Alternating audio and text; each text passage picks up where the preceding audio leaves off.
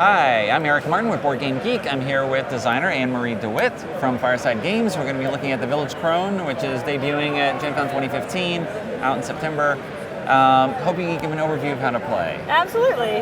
With the Village Crone, everyone playing is a witch, and it can support 1 to 6 players. So there's a solo way to play. A lot of times when people hear that, they think it's cooperative, but it's not. It's definitely competitive. The idea is that you're sending your villagers, or sending your familiars out into the different locations of this medieval village. And what the familiars do for you is they gather these ingredients. You have fire at the forge, soil at the farm, silver at the Lord's Manor, flour at the mill, and you're going to use those ingredients to cast these spells. And you can see here what, there are 1, 2, 3, 4, 5, 6, 7, 8 spells that you can cast, and those are the ingredients that are required by each of the spells, and then you're required to cast the incantation. It's not a spell without an incantation.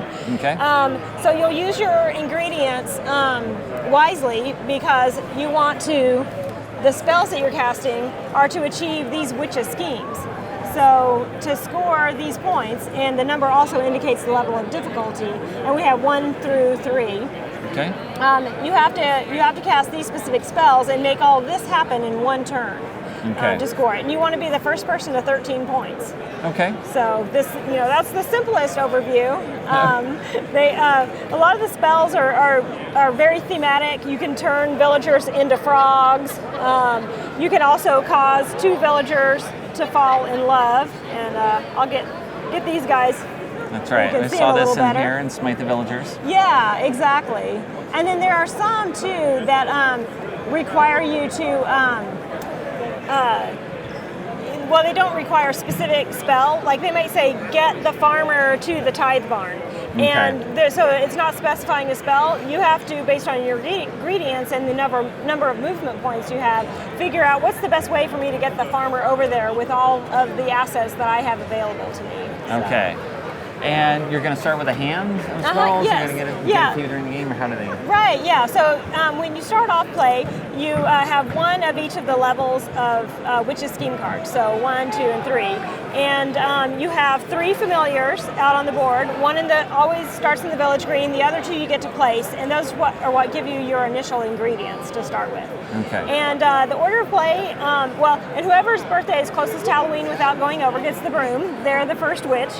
And the order of play is first you tithe. You can't live in a medieval village without tithing. So you have to give up 1 of your cards unless you have a familiar in the tithe barn. And then because then they're doing service. Exactly. Yeah, of course. So the reason you want to kind of seed the tithe barn is there's a spell called Fortune that allows you to spend 2 silver and go through and get 3 of any ingredients you want out of there. So it's kind of the way you build up that tithe barn. The next step is move and cast spells, and you can move any of the villagers and any of your own familiars up to a total of 6 spaces. So that's not 6 for each of them, it's 6, movement total. And then you can cast spells, and the number of spells is dependent on the number of ingredients that you have. That's your only limitation. And you can mix up the movement and the spells. So if I wanted to move a couple of spaces, cast a spell, maybe summon a villager to where I put that familiar, and then move that familiar onto a different location, I could mix it up like that if I wanted to. And then the next step is harvest. Anywhere you have a familiar, any location that you have a familiar at, you'll get 2 of the ingredients. So that's how you build your ingredients back up. The last step is move the broom to the next player clockwise, and then you begin play again. What are the rings? The rings are used with a binding spell. So some of the Witch's Scheme cards require you to bind a location. You also might tactically decide you want to bind a location to prevent movement from other players. But when you cast it, basically what you're doing is you're locking in place anything that is already at that location, and you're preventing... Including the familiars. Including the familiars, exactly. Yeah, nothing can enter or leave once you bind that location. Now, you can still harvest, so if I actually had bound the forge, then I would bind this rat and also the blacksmith, but we can still harvest the ingredients when it's harvest time. Right. So, let's see, I talked about the frogs and the love token.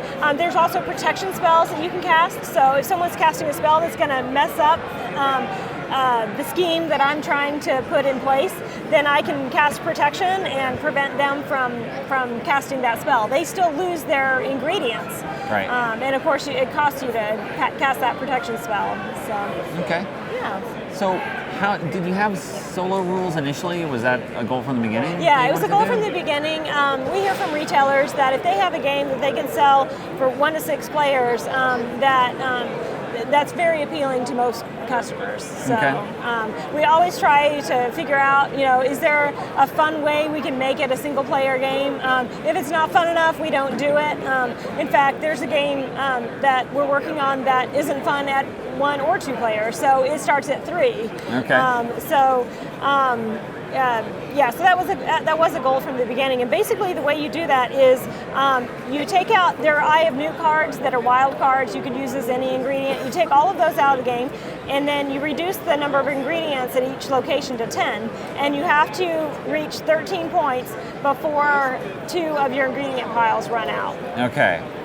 That's right. Well, I was just wondering, you have to be competing against something. Yeah, something. Not just wandering around the board at random. Exactly, right. Yeah. Okay.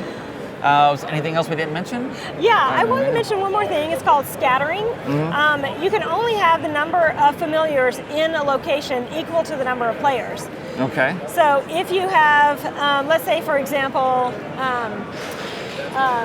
you know what, I'm going to get a different familiar. So say we have a 3-player game going on here, and I've got those 3 familiars there. If a 4th familiar comes into play, into that forge, what happens, let's say the blacksmith had been moved to the mill. What happens is these 3 familiars scatter back to the village green, which is the starting point for familiars, and the blacksmith rushes back to the forge. So if you're that 4th person, you could do that, use scattering to your advantage so that at harvest time, you're going to get fire, and these 3 people who thought they were going to get fire now get nothing. And you get to manipulate the character from the location. Exactly. Okay. Yeah. Okay. Now, if your character has been turned into a frog, if the blacksmith had been a frog, and scattering would have taken place, then it doesn't, because there's not a villager to run off the familiars. And shoot you out exactly. But you have to be careful, because if someone does cast a spell and now the frog becomes the blacksmith again, every single familiar in that location is scattered back to the village green, even the last familiar that was there. So there's a bit of a risk when you do that. Okay. All right. I like how you're just like pulling the strings here and all these people. You get to move them around every way. Yeah, they don't see you doing things. And you can summon, like if I have a familiar, let's say I'm playing as Beatrix and I've got this familiar in the forge, and I have the priest over here, and maybe one of my schemes requires me to get the priest to the forge, I can cast the summoning spell, and because I have a familiar there, I can summon him to where my familiar is. And you can switch different villagers. You can also switch familiars, and that's another way you can mess with other players. And okay. So, yeah. All right. Well, thanks very much for the overview. Sure. Thank you so much.